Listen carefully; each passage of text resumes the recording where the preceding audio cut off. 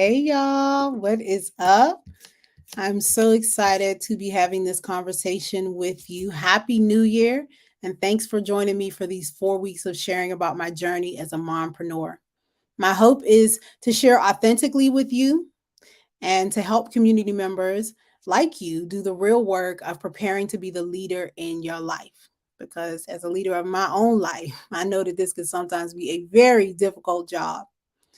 So, first off, I just want to clarify who this conversation is for. Mamas. Y'all know, I know I broadcasted this to a bunch of places, but y'all know who I like to talk to. I like to talk to the mamas, the women, the holders of what they call the call, the bearers of divine light of the soul. This conversation is for you and queen mothers like you, which is to say, any feminine being who has the potential to carry light within her womb. And I say that not to abandon or divide myself from anyone else, but to speak to a way of being that is basically familiar to me. Calling forth likeness unto me, those who I am like, because I understand their experiences and they understand mine. So, mothers, it is 2023. It's a year that carries the tone of the number seven. I don't know if you see my post yesterday about 2 plus 0 plus 2 plus 3 equals 7. And the number seven is a number of reflection. It's a number of internal work. It's a number that signifies the production of spiritual transformation on the inside so that we can manifest on the outside.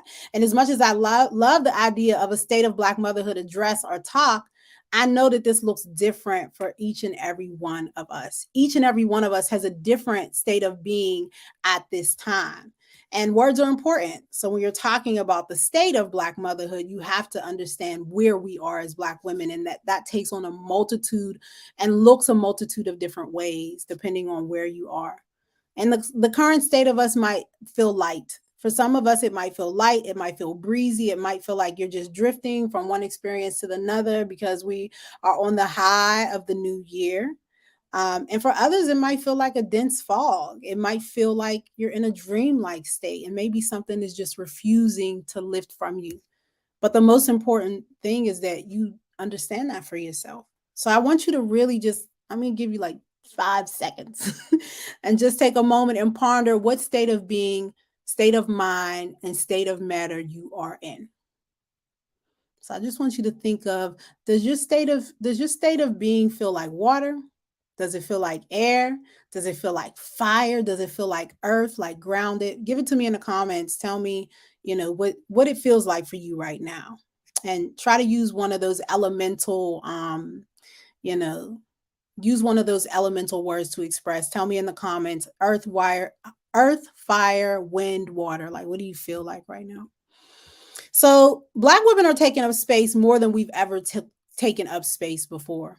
We are taking up space in boardrooms. We are defining for ourselves what's okay in our bedrooms and what's okay in our homes. We are charting new courses in mental health, spirituality, and community creation. But these are mostly physical manifestations.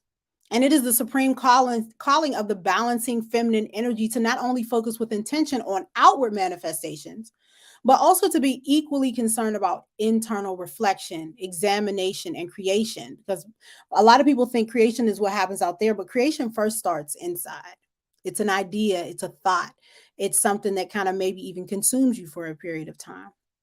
So, wherever you are taking up space, I really want to implore you to ask the question, what is the balancing state of being that is required to continually manifest in this space? I'm going to repeat that question one more time. What is the balancing state of being that is required to continually manifest in this space? It's a question I've been pondering a lot for myself. I was pondering it all of 2022, and now in 2023, I feel like I've kind of come up with an answer. So, more than anything else, I think this question really begs the question, are you good and can you continue to be good?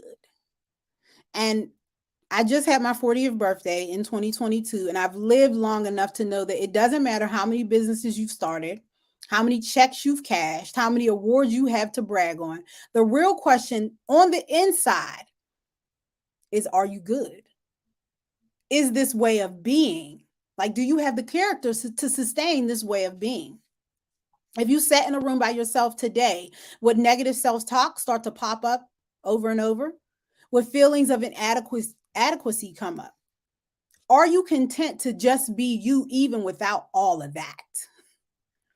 As Black women, as our analytical, fix the problem, love the center personalities go, we are often trying to put the cart before the horse.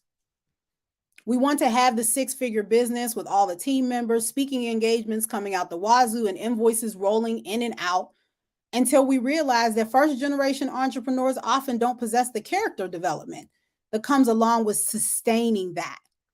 We have to build ourselves up to not have imposter syndrome. We have to build ourselves up to be the leader who can inspire and manage all of those workers. We have to have the time management skills to take care of our families and fly across the country every weekend.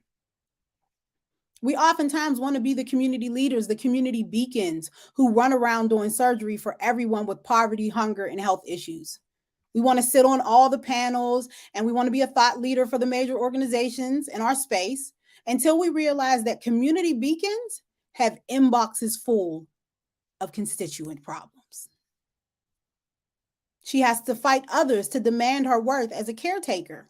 She oftentimes finds herself in toxic spaces with people who don't even have an iota of the lived experience she has. Yes, we are experiencing a beautiful time where Black women are beginning to understand their value and worth and are being called on to express and share that value in the world. And that's priceless. But my message to you is the same as it was 5 years ago. Be careful what you lean into. And always ask, how much does this really cost me? How much does it cost your children to have you gone every weekend?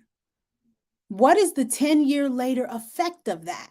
Not the 2-year later effect, not the 5-year later effect, the 10-year later effect of whatever actions you're taking today. How much does it cost your confidence and your soul to constantly have to defend your value and your worth? Do you owe this group of people your thought leadership? Have they earned it? And what are they going to do with it? Here's what's real, sis. You have a choice. You might often hear people say that we are entering into an age of feminine dominance, that women are emerging as the new leaders. And that's beautiful. But I often ponder what this means if women fail to recognize the intrinsic value of femininity. To be feminine is to be balanced. It is to be responsible, but in harmonious ways. It is the nurturer within in order that we might manifest without. It means to be calculated, analytical, and measured in our interactions. So even when we have to employ our masculine side, a harmonious outcome results. In a perfect world, being feminine would also mean being protected, being respected, and opportunities for creation of pro-feminine social spaces. What will an age of feminine dominance look like if we continue a primarily masculine paradigm?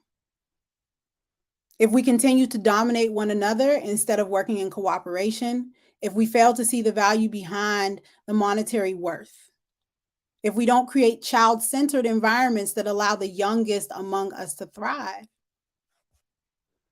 It's still early in our age. The number 2 is one representation of the female principle. And according to modern calculations, we just entered this age 23 years ago, and that's not really a long time. But how you start is usually how you end. And in these early years, we need to build an essence that demands respect for what is in harmony with humanity.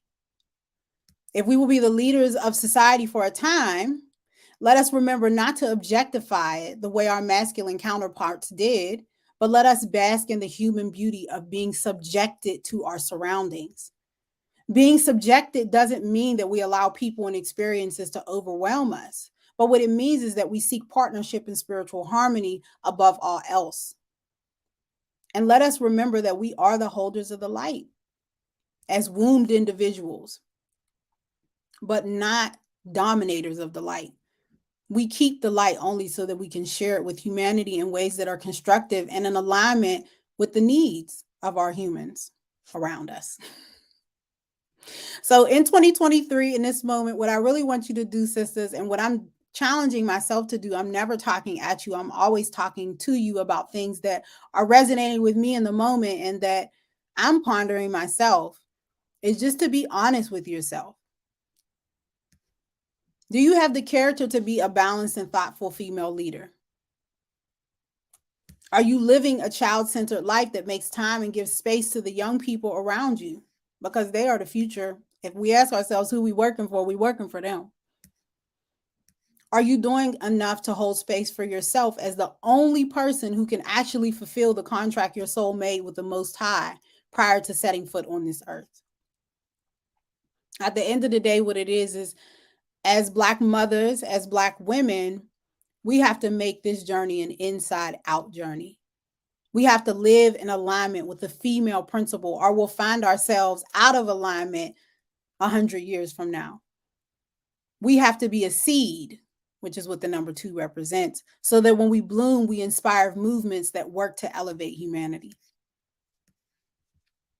So if you find yourself to be a female leader, a queen mother who needs a brief relief from often overwhelming title of being a mother of many mothers, I invite you to take a moment to release with me.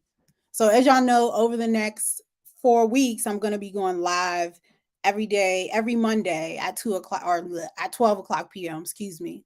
And after reflecting on my own, I decided to do this after really reflecting on my own journey as a mompreneur and really beginning to understand that I really needed more time to just load for real, for real.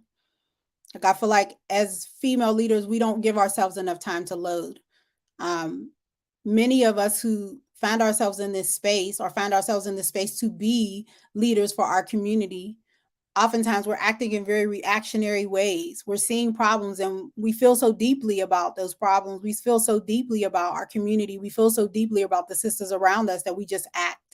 And we oftentimes don't give ourselves enough time to just understand why we're doing what we're doing, but also understand what character is necessary and needed in order to achieve that thing in a way that not just works for the people around us, but also makes us whole and makes us whole leaders so that we can lead whole movements and have whole communities. I see the sisters around me all the time talking about being burnt out, talking about, being overwhelmed. And I know myself, I felt a lot of that over the last 5 years and, specifically, but I know I'm not willing to move forward in that way anymore. So if you're like me and you find yourself a female leader, a queen mother, a mother of many mothers, and you need to do things differently. You know that you need to chart a new course for yourself that includes, making a massive movement, being able to, you know, create communities for other people. I would invite you to do an emotional release with me. So I created a very simple and easy journal prompt that you can use, a digital journal prompt that you can use over and over again as much as you need to in order to check in with yourself. Because one of the things I realized was that I just really needed moments. I needed to take moments for myself, actively take moments. And sometimes those moments couldn't last more than an hour because I had stuff to do. So that's what I created. I created a 10-minute emotional release for burnt out mompreneurs. You're going to find the links in your comments. I'll put them in the comments. I'll put it in the comments. Matter of fact, I'll put it in there now. And you can use that as a way to make sure that you are actually, aligning with that female principle and not working outside of who you are as a woman, because that causes us more damage um, than it does help us. It may feel like in the moment when you're doing it, you've accomplished so much. But the reality is, if you've accomplished something for others and it doesn't sit well with you on the inside, what does that actually mean? That means you're not going to be able to sustain it. And that's what we should be working towards as Black people, as Black women in particular. We should be working towards building movements that we can sustain and that are not just movements that we can only do for this small period of time because our personalities are not, our character is not there yet. So I invite you to do that. It's a 10-minute emotional release, and you can go back to that form as much as you need to go back to that form and do it. because you need those moments for yourself. So, yeah, that's what I got. Thank y'all for tuning in. I will talk to you next Monday. So I have a lineup of talks that I'm going to do, of conversations that I'm going to do, focused on balance, focused on how we can manifest in ways that are actually equitable to the, or not equitable, that's the wrong word, that are actually in alignment with the female principle, focused on ways that we can create community with each other so that we are not taking on all of the burden of being a female leader. Because something I had to learn, and I learned this the hard way, was that being a female leader is really about learning how to lead with others. That is in nature how females have impact. We have impact as a group, as a community, as, you know, when the female lion hunts, she hunts in a pack. We don't go alone, we go together. That is a part of the female principle. And so, while there are damaging ways to do that, there are ways. I'm finding there are ways to do that in ways that are harmonious, in ways that are loving, in ways that are caring. And it just takes a village. So, yeah, I'm excited to continue these talks with y'all on Mondays.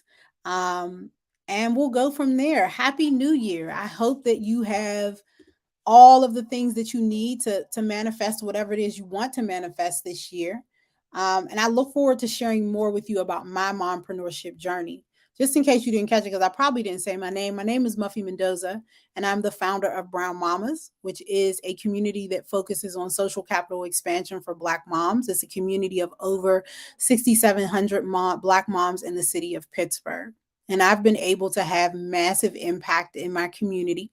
But I can't lie to you and say that that oftentimes hasn't come at the expense of myself. And so I'm learning, and I invite you to learn along with me. I invite you to, I'll go first, but I invite you to learn with me, and I invite you to teach me in the same ways that I can teach you. So, thank you so much for joining this talk. I hope that your new year is prosperous and that resounding energies are calming for you right now, because I know that energies come out. And oftentimes, as women, we are so subjective to our environments, we don't give ourselves the opportunity to determine how we want to respond to energies. So, I'm going to tell you to just be very careful with that. Be careful with your social media intake at this time of year. Be careful with all the demands that people are putting on you for a new year and a new you, because maybe that's where you need to be right now, and maybe it's not. So, happy new year, y'all. I will talk to you next Monday. Peace.